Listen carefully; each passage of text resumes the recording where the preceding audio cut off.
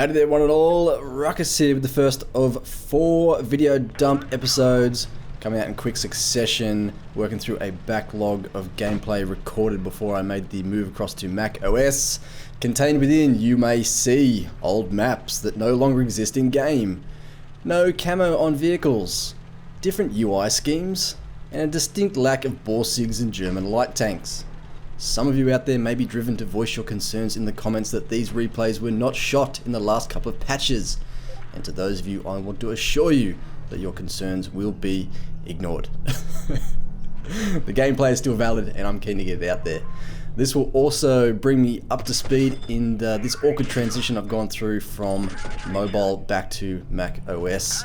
These are the last replays shot on mobile, and then after a couple of episodes on my super high res iMac screen, we will settle into the new standard HD Mac format. Also, I'm off to Indonesia next weekend for a quick holiday, and work's going to be flat out for the next couple of weeks too. So, as well as getting through the backlog of replays, this will also help me keep the content coming whilst I'm busy elsewhere. Now, I did say that there may not be many German light tanks in this series of videos, but that's only true for the high tiers. In the low tiers, there'll be quite a few, as I did do a bunch of recording just before I phased out the mobile in patch 2.6 when the German light tanks had just been introduced. So, got a bunch of replays in the looks that may get a run, and we're kicking things off today in the Panzer II-G, the tier 3 entrance to the line. It was a decent little machine, the 2G. I didn't hold on to it after I'd unlocked the looks. It's very difficult to get excited about tier 3 tanks, but it is quite capable, very mobile, armor is okay for a light tank, and it's got the little 6-shot auto loader, or it did in this replay anyway. I think the stats on the machine have changed as the entire line got a rebalance. All these light tanks got a rebalance a patch or two after the introduction. So in this replay, it's got a 6-shot auto loader, 2 shots per click of the mouse, as I swap to HE to derp the back of that T82, who has absolutely no armor. Even the HE rounds from an autocannon can get through the back of that thing. Move in for the kill. Just myself and T46, I think it is, who attempts to ram me into the T82's line of fire. And Bushka there in the Skype chat lamenting the profitability of the new line, the high tiers. I've never rushed to the top of a new line as it's been introduced. Never done it. Costs a lot of money, or a lot of free XP, and the only real benefit is that you get to play the tanks when no one else has them, but also I guess you get to play them before they get rebalanced if they've been introduced too strong, as many do. Just myself versus 2 lights at the moment, another 2G. Just push out there, get tracked, hit the wrong repair, use the multi-repair to just repair a track, and then of course the cruiser knocks out my driver. I can't heal that guy. He's slow for the rest of this game, but he donks his second run at me, and he is reversing at about the same speed that I can drive. Couple into him, and he figures, screw this, I'm going to rush him, but I've got a few rounds left in the chamber, and GG.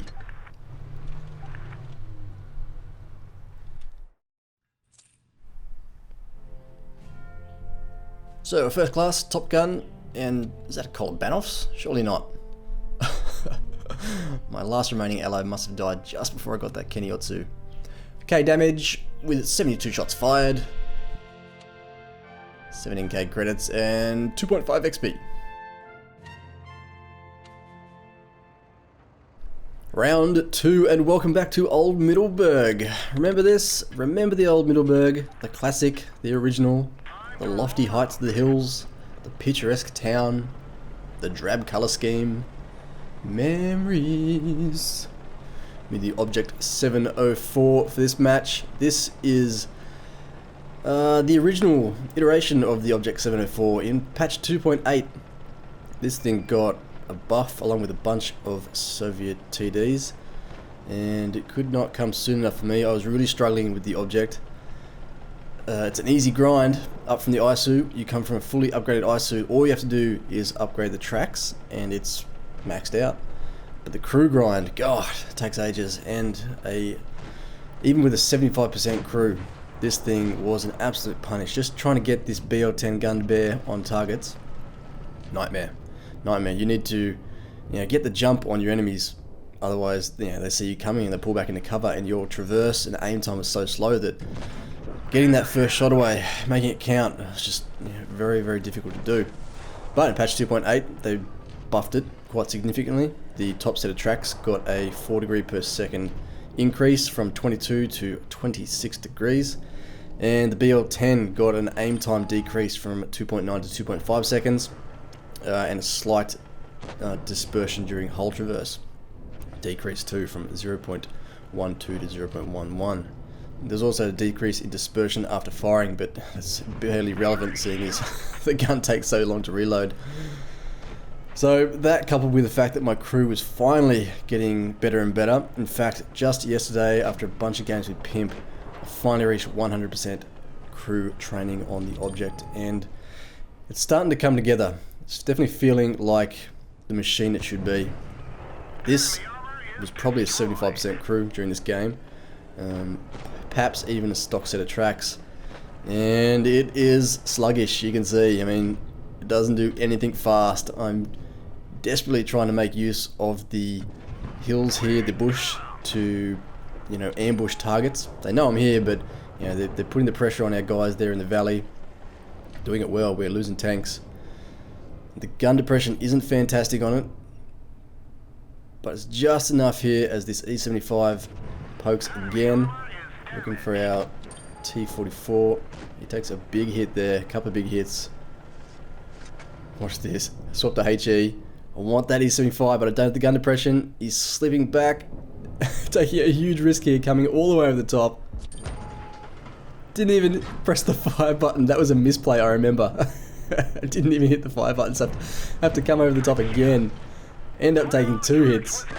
Very lucky to get away with just so little damage there, especially considering there's an enemy object 704 down the bottom.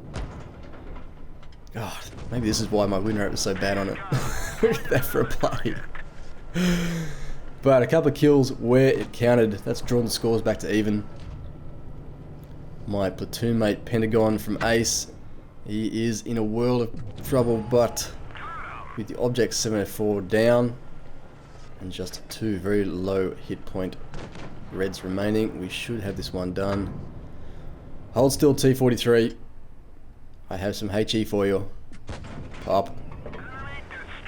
Phew.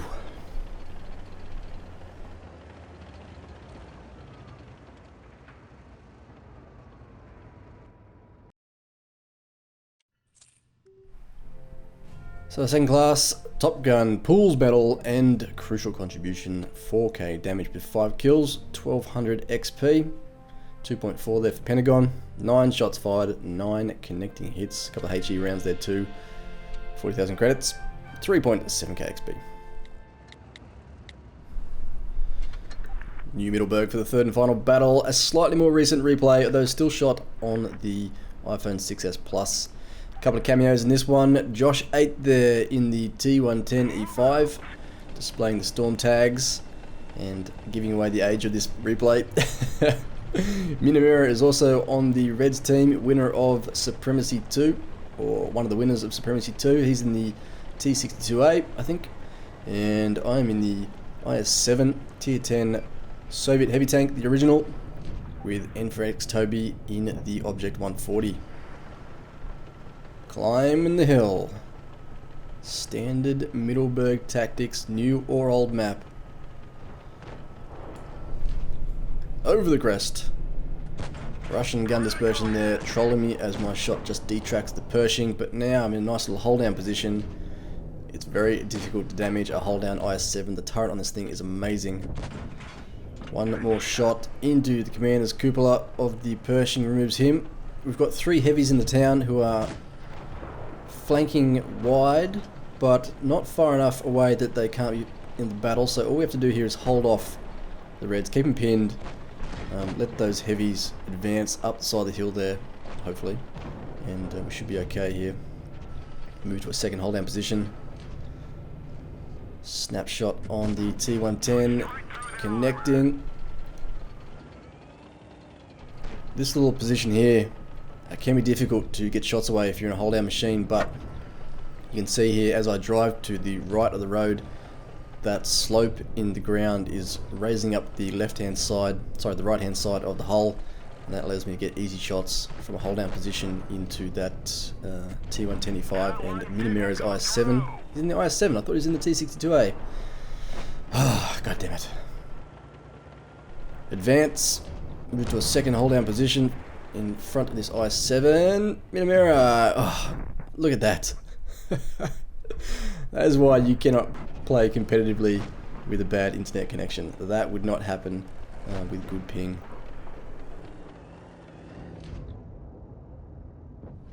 Got splashed by HE from the IS7 before, but that's okay. Ignore him for the time being. Take out the T125 who was holding up two of my teammates there. Keep the pike nose pointed towards that IS7. Look for Minimirror. Got plenty of hit points. Can afford to take a hit from the guy in front of me. Minimirror down. Now it's your turn, buddy. Another shot bouncing off my turret. He's backing up, pushing into the hill, which is going to flatten off that pike nose. Right, there's a pen. And taking hits from all sides. Bad luck, mate. Infrex gets that one. Game is definitely over. What's left? A T54.